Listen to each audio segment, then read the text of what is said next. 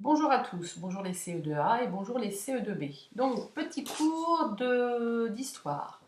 Nous venons de finir la première partie de la préhistoire, c'est-à-dire le paléolithique, là où on parlait de l'âge de la pierre taillée.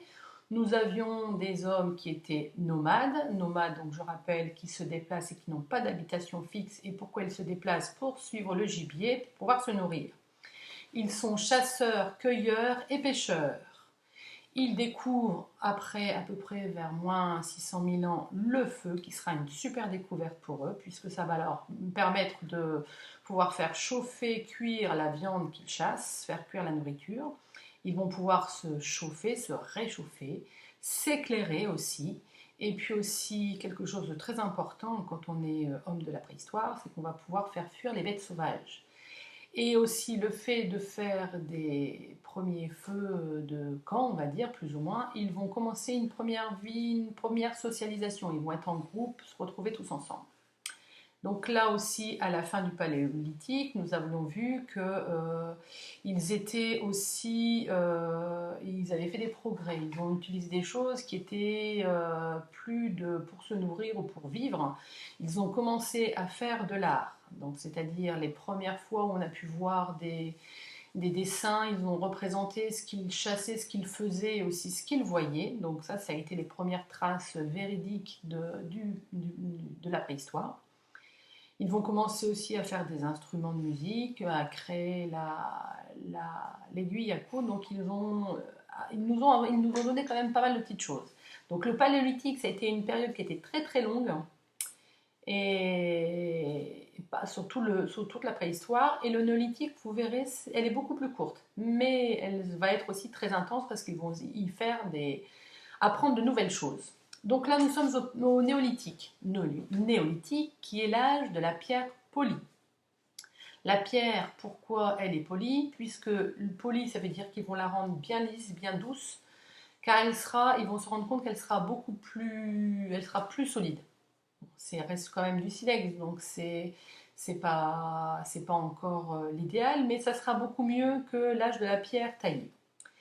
Donc, ils ne seront plus nomades. Au contraire, ils vont être sédentaires. Qu'est-ce que ça veut dire sédentaire? Donc, le contraire de nomade, c'est-à-dire qu'ils vont ne plus bouger. Pourquoi ils ne bougeront plus? Parce qu'ils vont commencer à faire de l'agriculture. L'agriculture, c'est-à-dire qu'ils vont commencer à semer leur nourriture, des graines. Ils vont faire les premiers champs. Et l'avantage d'être agriculteur, c'est que comparé au paléolithique, on ne mangeait que ce qu'on trouvait. C'était pas toujours ce qu'on aimait. Mais là, quand on est agriculteur, qu'est-ce qu'on fait? On va vraiment semer et faire pousser des choses que l'on aime. Donc ils vont manger vraiment ce qu'ils aiment. Ils vont donc faire des champs. Donc il y aura une partie qui sera pour eux se nourrir, faire différentes choses, on verra ça après.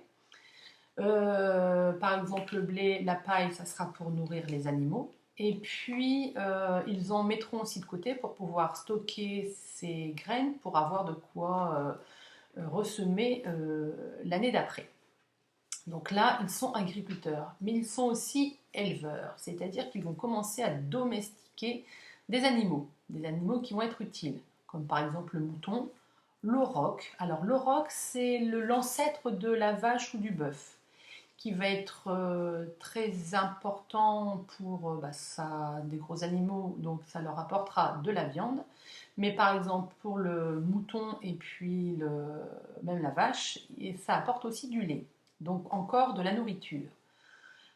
Ayant un petit troupeau, mâle et femelle, ils attendent bien sûr qu'il y ait des petits pour toujours renouveler leur élevage, leurs animaux.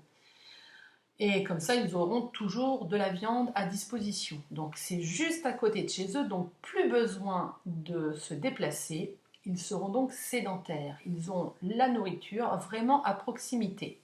Donc ils vont créer leur premier village, les premiers villages avec leur première maison. Première maison qu'on a vue quand nous sommes allés à Samara, pas les maisons qu'on a encore là maintenant, mais des très grosses maisons qui vont abriter plusieurs familles. Même l'hiver, il y aura une partie pour abriter les animaux, qu'on mettra côté nord, là où il fait le plus froid, parce que les animaux sont plus résistants que les hommes, donc c'est eux qui couperont un peu le froid qui vient du nord. Et en plus de ça, l'animal dégageant de la chaleur, ça va réchauffer aussi l'intérieur de la maison. Bon, il y aura la petite odeur, mais bon, ça, on ne peut pas tout avoir. Voilà, donc leur maison, elle sera faite essentiellement faite en torchis. Donc ils vont mettre des gros troncs qui vont soutenir la maison. Et ils mettront donc du clélis, c'est-à-dire ils vont faire comme une espèce de petite barrière en bois avec du bois souple, qu'ils vont pouvoir faire un peu comme du tressage, un peu comme des choses en osier. Comme ça, quand leur maison sera faite en torchis, le torchis c'est un mélange d'argile, vous savez la terre glaireuse là, qui colle bien, qu'ils vont le mélanger avec de la paille et un petit peu d'eau pour essayer de la... Et ils vont balancer ça sur le mur, ensuite le lisser, ça fera le torchis. Et le toit se fera comme on avait vu à Samara, donc des grosses bottes de roseaux séchés qui permettent donc, qui sont assez, qui sont résistantes et qui, comment dire, sont imperméables par rapport à la pluie. Ensuite aussi le fait d'être agriculteur, éleveur et donc sédentaire, par rapport à leur agriculture, ils auront besoin de nouveaux outils. Donc on va avoir de nouveaux outils qui vont arriver, qui seront utiles bien sûr en lien avec l'agriculture, comme par exemple la faux et la faucille, pour pouvoir faucher les blés quand c'est la saison. Ensuite, on va aussi retrouver, quand on a fauché les blés, vous savez, encore maintenant, on récupère les petits grains. Donc les grains, eux, ils vont s'en servir, comme vous l'avez sur la feuille que je vous ai donnée. On les met dans un espèce de grand caillou bien plat et ils vont l'écraser. Donc là, le grand caillou bien plat, c'est la meule. Et pourquoi ils écrasent et qu'est-ce que ça va devenir? Dites-moi un petit peu. Oui, le grain, à l'intérieur du grain, il y a de la farine. Et avec cette farine-là, ils vont pouvoir faire de nouveaux aliments. Un petit peu comme du pain, mais ce n'est pas vraiment le même pain que nous, on a aujourd'hui, avec la levure bien gonflée. Mais ça sera les premiers pains. Donc encore de nouveaux aliments. Donc là, le fait d'être sédentaire, le fait de faire de l'agriculture et de l'élevage, leur nourriture sera beaucoup plus variée. Ils vont manger des choses qu'ils vont aimer, donc plus rien à voir avec notre homme du paléolithique qui lui ne mange que ce qu'il trouve. Donc des fois, ouais super, c'est bon. Ouais, des fois, bof, c'est pas super, c'est pas ce que j'aime, mais bon, il faut que je me nourrisse. Donc là, ça va complètement changer avec le néolithique. Donc on va voir aussi de nouveaux outils, comme par exemple pour pouvoir semer les grains ou pour pouvoir faire vous savez, des espèces de grands creux où on va mettre tous les graines à l'intérieur de la terre. On va utiliser donc une espèce de charrue, les premières charrues, donc où on a le roc, l'espèce de gros bœuf qui va pousser les outils qu'ils vont faire pour pouvoir semer. Donc au fur et à mesure du temps, il va se dire tiens, il va essayer d'améliorer les choses. Il va essayer d'améliorer son quotidien. Donc là, le néolithique, le fait d'être sédentaire et puis agriculteur, éleveur, ça va leur permettre d'apprendre et de faire de nouvelles choses. Ils vont aussi voir, ils vont créer aussi la poterie. Ils vont voir qu'avec la terre glaise, ils vont pouvoir faire des petits pots. Les pots qui vont servir notamment pour faire cuire la nourriture dans le feu, pour éviter que ça soit directement mis sur les braises, mais aussi pour stocker les graines d'une année à une autre, il faut qu'ils soient mis loin de l'humidité, donc dans les petits pots, ça va servir à ça.